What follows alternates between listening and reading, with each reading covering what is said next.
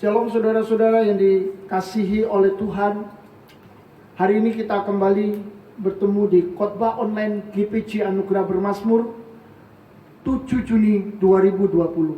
Sebelum kita belajar firman Tuhan, mari kita berdoa lebih dulu.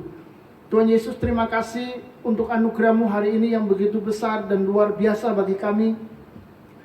Kami percaya bahwa kami dipertemukan melalui media YouTube, melalui media sosial ini. Itu semua karena rencana Tuhan yang luar biasa. Itu sebabnya berbicara dan berkata-katalah, karena kami hendak mendengar, menyimpannya di dalam hati dan bertumbuh di dalamnya, supaya hidup kami boleh berubah menjadi semakin sama dengan Engkau, dan hidup kami boleh maju terus, naik terus, sehingga kami boleh hidup diberkati oleh Tuhan. Terima kasih Bapa, kami mengucap syukur kepadamu. Berkati hamba-Mu yang menyampaikan, dan berkati semua pendengar, supaya kami semua boleh mengerti, kami memahami, kami dicerahkan oleh Tuhan. Di dalam nama Yesus kami berdoa, haleluya, amin. Saudara-saudara, di dalam kehidupan ini tidak ada segala sesuatu itu terjadi sama terus-menerus. Setiap hari kita mengalami perbedaan-perbedaan. Tidak ada jalan yang setiap hari rata. Kita akan menemui juga jalan bergeronjal, bergelombang, bahkan naik. Karena itulah kehidupan yang sesungguhnya. Demikian juga tidak ada di dalam kehidupan ini yang senang terus, baik terus. Ada malam gelap, ada siang terang. Demikian dalam hidup, ada senang, juga ada duka. Orang-orang yang sedang berduka di dalam waktu lama, mereka akan mengalami tekanan yang luar biasa. Dan hari ini kita akan belajar dari salah satu tokoh Alkitab, yakni Daud, Raja Israel yang takut akan Tuhan. Dia mengalami sebuah tekanan yang luar biasa, dan itu terjadi sangat berat, sehingga dia merasa itu sangat lama dan meminta Tuhan seakan-akan segera menyingkirkan dalam hidupnya. Mari kita sama-sama membaca Mazmur pasal 13 ayat 2 sampai yang ketiga.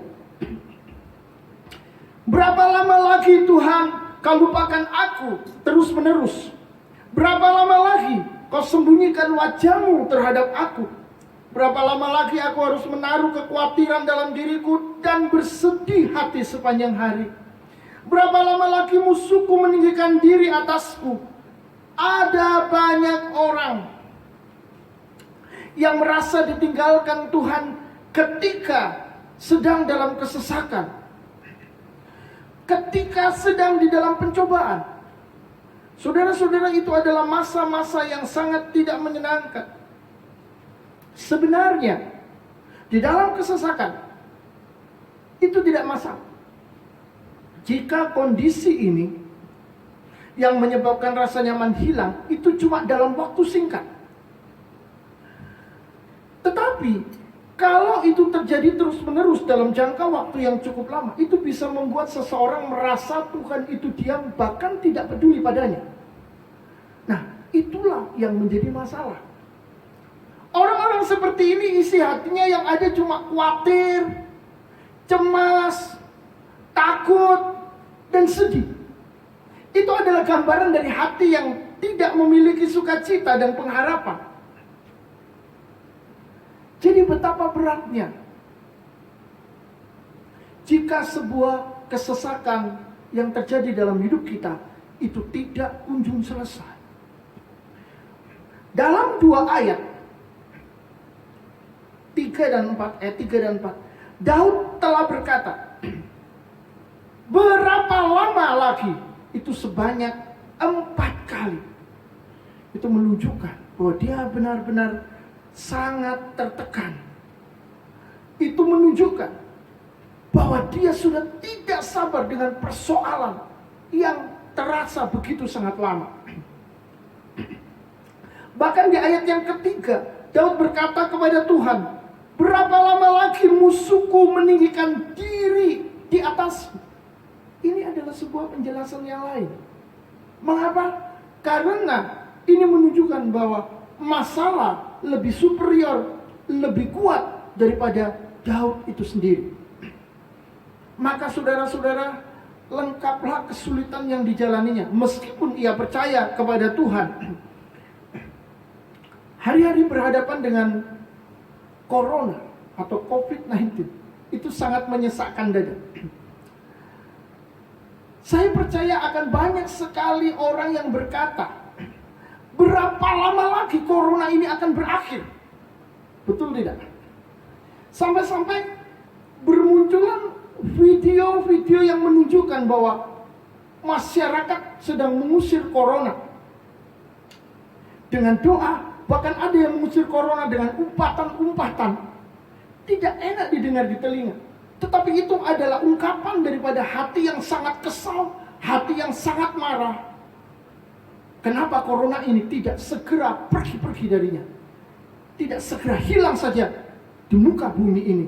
Saudara-saudara, itu sebabnya lengkaplah penderitaan karena corona tidak hanya sekedar menyerang kesehatan, tetapi bahkan bisa menggulingkan ekonomi negara, ekonomi perusahaan, dan ekonomi keluarga. Dan keadaan atau kekuatan corona ini seakan-akan lebih superior dari manusia itu sendiri. Ini yang membuat orang menjadi semakin down, menjadi semakin berat. Sampai akhirnya Badan Kesehatan Dunia WHO berkata, mungkin corona tetap ada. Dan akhirnya pemerintah kita berkata, mari berdamai dengan COVID-19. Berdamai dengan corona. Kenapa? Karena corona belum bisa dilenyapkan. Tentu saja menyerah adalah tidak mungkin. Tetapi mengalahkan juga belum bisa. Ini adalah sebuah dilema yang tidak terselesaikan. Artinya perang melawan corona itu bukanlah hal yang enteng. Di Indonesia saja sudah 30.000 orang yang positif corona. 30.000 lebih. Nah saudara-saudara, keadaan seperti ini bukan terjadi cuma di negara kita, tapi juga terjadi di negara-negara lain. Dan berita yang mengenaskan kembali muncul dan masih hangat. Mengapa?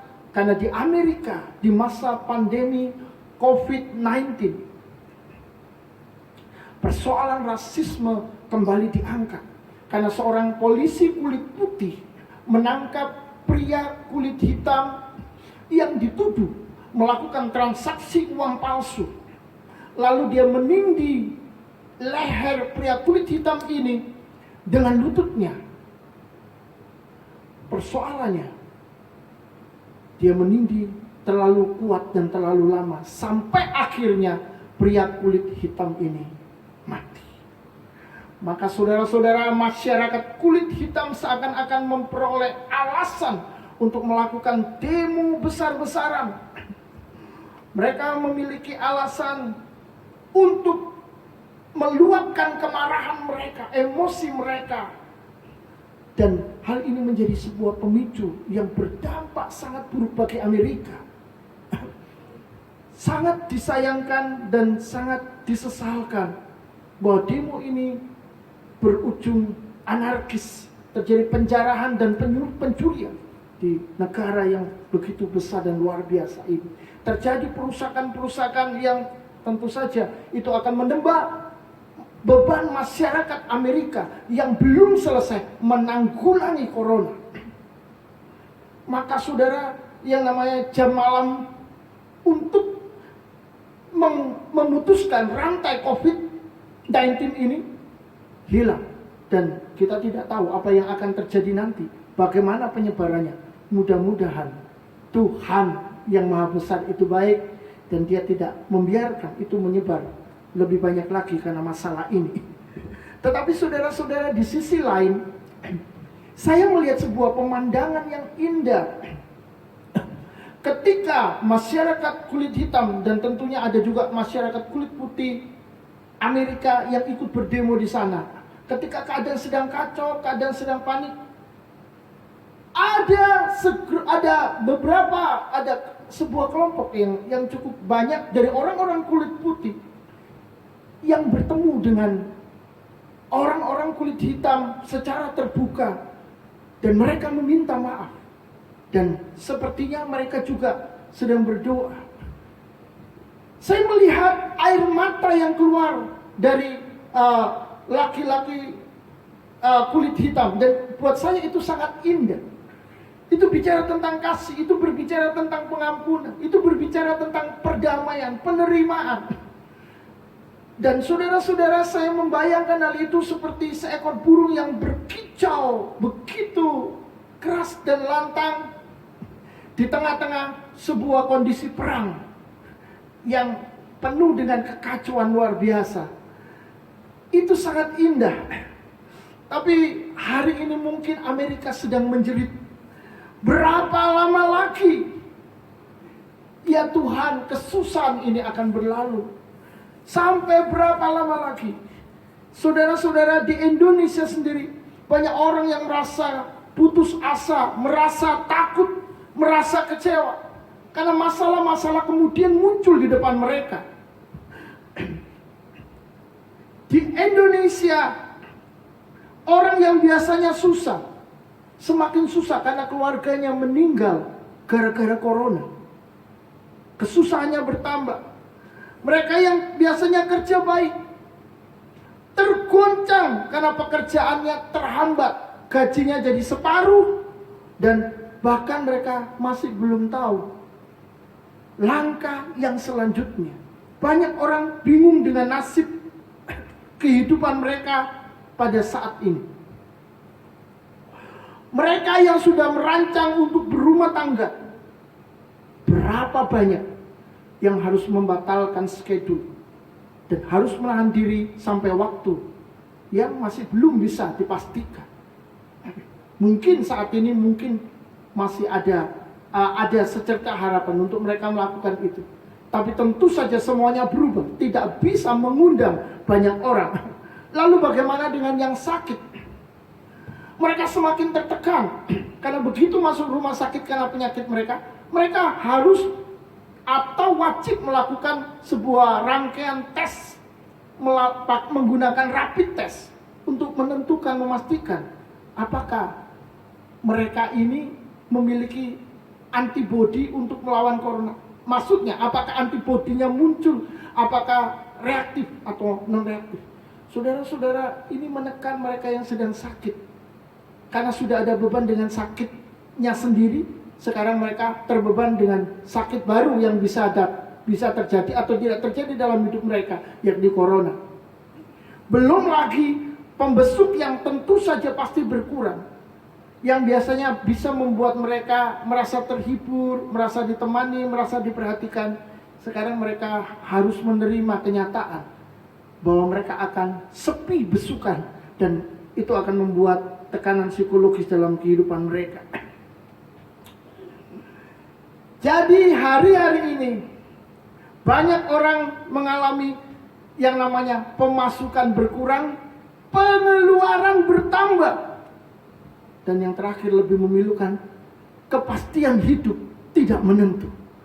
Saudara-saudara, itu sebabnya dalam level ini banyak orang berteriak kepada Tuhan, berapa lama lagi kau lupakan aku terus-menerus? Kau sembunyikan wajahmu. Ada satu hal yang perlu kita tahu, bahwa kita ini ada di dalam genggaman dan waktu Tuhan. Boleh saja kita merencanakan sesuatu yang terbaik untuk hidup kita, keluarga kita, atau komunitas yang kita sayangi. Tapi hidup tidak akan selalu mulus. Ini yang harus kita sadari. Ada hari-hari yang mungkin gelap dan sangat suram. Dan tanah yang kita injak itu tiba-tiba bergelombang dan terjadi goncangan. Kita harus siap menghadapinya daripada takut menjalaninya. Sekali lagi, kita harus siap menghadapinya daripada takut menjalaninya. Saudara-saudara, disitulah iman diuji dan didewasakan.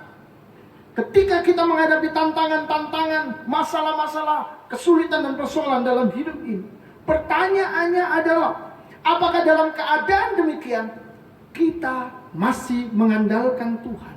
Atau kita sudah keluar dan mulai mengandalkan yang lain? Ketika kita belajar dari murid-murid Yesus, saat bersama Yesus, mereka tampak seperti orang-orang hebat, orang-orang yang superior di dalam segala keadaan. Mengapa? Karena waktu bersama dengan Yesus, waktu melayani bersama Yesus, memang banyak tantangan, banyak kesulitan, banyak pertentangan. Di mana-mana mereka ditolak. Di sisi lain mereka juga diterima. Tetapi saudara-saudara, mereka selalu melihat mujizat-mujizat besar dan luar biasa terjadi. Dan itu sangat luar biasa. Saudara-saudara yang dikasihi Tuhan, Yesus selalu menang di dalam segala keadaan dan situasi. Sesulit dan sesukar apapun, tidak pernah ada masalah. Dan kita tahu itu ketika kita belajar di dalam kitab Injil. Yang dihadapi oleh Yesus adalah pemuka-pemuka agama yang memiliki otoritas pengadilan. Dan orang-orang Yahudi atau massa Yahudi yang sangat antipati kepadanya. Tetapi murid-murid yang ada di garis depan bersama-sama dengan Yesus sama sekali tidak takut dan dengan berani menghadapi gerombolan yang antipati itu. Sekali lagi, kita harus ingat, segala sesuatu ada waktunya. Ada waktu mereka, murid-murid Tuhan, merasa aman dan superior. Karena mereka sedang bersama-sama dengan Yesus, manusia Tuhan itu. Tapi tiba-tiba, dalam keadaan yang tidak ada apa-apa, Yesus berfirman kepada mereka. Di dalam Matius 26 ayat 31 sampai 32. Maka berkatalah Yesus kepada mereka, malam ini kamu semua akan tergoncang imanmu karena aku. Sebab ada tertulis, aku akan membunuh gembala dan kawanan domba itu akan tercerai-berai. Ayat 32. Akan tetapi sesudah aku bangkit, aku akan mendahului kamu ke Galilea. Saudara-saudara, Yesus berkata, hari ini, malam ini, kamu semua akan tergoncang. Wow. Bagaimana jika tiba-tiba seseorang menerima telepon, anak Anda kecelakaan, anak Anda masuk rumah sakit, anak Anda ditangkap polisi, rumah Anda terbakar, preman-preman sedang menuju rumah Anda. Saudara-saudara, itu sesuatu yang sangat menggoncangkan. Yesus berkata, malam ini kamu semua akan tergoncang, katanya. Apa itu goncangan? Seperti suatu kondisi gempa bumi. Kita tidak tahu harus memegang apa. Memegang tembok, memegang kursi, memegang meja, atau memegang apa. Semuanya panik, kacau dan takut. Ada waktunya Tuhan menyatakan kuasanya, memelihara dan melindungi kita di dalam zona yang nyaman. Tetapi jangan lupa, setiap kita akan diuji dan dibiarkannya masuk di dalam sebuah goncangan hidup, goncangan masalah dan goncangan iman. Itu ada di dalam waktunya, tidak bisa dihindari. Terimalah dan bersiaplah, karena Dia juga berjanji tidak akan terus-menerus membiarkan kita sendiri. Dia tidak akan bersembunyi. Dia tidak akan menyembunyikan wajah. Dia tidak akan melupakan kita. Tuhan itu bangun. Tuhan itu tahu semuanya. Bukankah di dalam ayat yang ke-32 tadi, ayat yang ke-32, Yesus berkata, sesudah aku bangkit, aku akan mendahului kamu ke Galilea. Jadi artinya ketika Yesus berbicara kepada para murid, malam ini kamu akan mengalami goncangan iman. Dia juga berkata, tapi aku akan bangkit. Dan aku akan mendahului kamu di Galilea. Dan kamu akan ke sana bertemu denganku. Berarti apa? Berarti goncangan itu tidak akan terus menerus. Ada saatnya berhenti. Seberapa lama pun saudara mengalami goncangan dalam hidup, percayalah itu akan berhenti. Kenapa? Karena Yesus berjanji. Karena Yesus ada bersama-sama dengan saudara. Inilah 3 masa yang diberikan Tuhan bagi umat kesayangannya. Yang pertama adalah masa kesukaan, di mana kita merasa hidup kita ini baik-baik saja, aman-aman saja, tenang-tenang saja. Bahkan kita merasakan hidup kita ini begitu kuat. Kita merasakan jiwa yang superior bersarang di dalam hidup kita. Itu adalah masa-masa kesukaan. Tetapi jangan lupa, ada 3 masa. Masa yang kedua adalah masa ujian dan pencobaan, di mana Tuhan izinkan kita mengalami goncangan. Dan mungkin itu sangat besar, sampai kita tidak lagi sabar menunggu hal ini selesai. Sampai kita berkata seperti Daud, berapa lama lagi kau lupakan aku terus menerus ya Tuhan? Kau sembunyikan wajahmu untuk melihat aku. Aku harus khawatir dan sedih sepanjang hari. Dan musuh-musuhku menyombongkan diri terhadap aku. Itulah masa ujian dan pencobaan. Saudara-saudara, kita harus siap menghadapinya. Dan masa yang ketiga adalah masa kemenangan, di mana Tuhan berkata kepada angin ribut, diam, tenang, dan angin ribut itu berhenti. Itulah saat di mana badai berlalu dari hidup kita. Kenapa? Karena Yesus bangkit dan Dia menunggu kita untuk memberi tugas yang baru, sama seperti ketika Dia berkata kepada murid-muridnya, aku bangkit dan aku akan menunggu kamu di Galilea. Saudara-saudara, ngapain Yesus menunggu murid-murid untuk memberikan tugas? Di dalam setiap kemenangan terhadap pencobaan dan musibah masalah yang kita hadapi, tujuannya adalah bukan saja supaya kita mengalami masa kemenangan itu tanpa isi, tetapi supaya kita bisa menerima perintah-perintah baru dari Tuhan untuk dilaksanakan dalam kehidupan ini. Jadi sekarang semuanya kembali kepada diri kita. Apakah kita mau memiliki cara pandang sesuai waktu Tuhan? Ataukah cara pandang sesuai dengan waktu dan pengertian kita sendiri dalam melihat dan menyikapi setiap masalah yang terjadi dalam kehidupan kita, baik yang lalu, yang sekarang, maupun yang akan datang.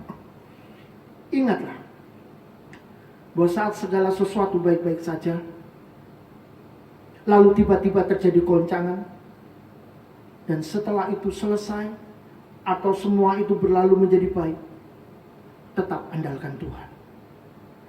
Karena Dialah sumber kehidupan kita, tempat perlindungan kita, dan akhir masa depan kita. Amin. Tuhan Yesus memberkati.